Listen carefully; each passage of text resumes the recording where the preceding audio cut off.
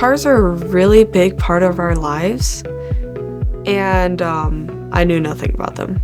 So it's kind of like I should know more about something that's in our everyday life. I've learned all the way down to the basic, just changing the tire on my car, changing the oil, and I've gotten all the way up to rebuilding and rewiring an entire car in that class. A lot of the programs we have are high skill, high wage, in demand jobs or positions or programs of study. I listen to local business and industry right here in Douglas County and what Douglas County needs and what they need from our kids as they transition from high school to the workforce. These classes, honestly, they're like the more likable classes.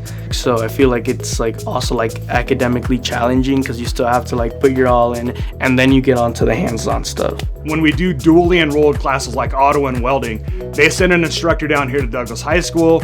Obviously the kids are enrolled at WNC and Douglas High School. They get credit at both institutions. But the bigger picture piece is that when those kids graduate, they're already enrolled at WNC. They already have credits towards an associate's degree, which sets them up for success.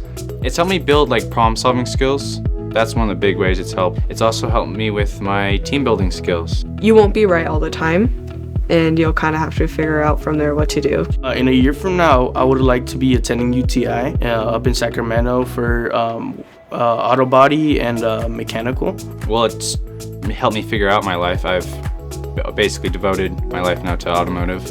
I'm going to go to automotive after I'm done with high school. But it's that career and tech ed class that hooks the kids, gets them to the high school, and if they're here, they're gonna graduate. If they're gonna graduate, they've got skills. If they've got skills, they can go get that entry-level job and start working in the workforce and start their American dream.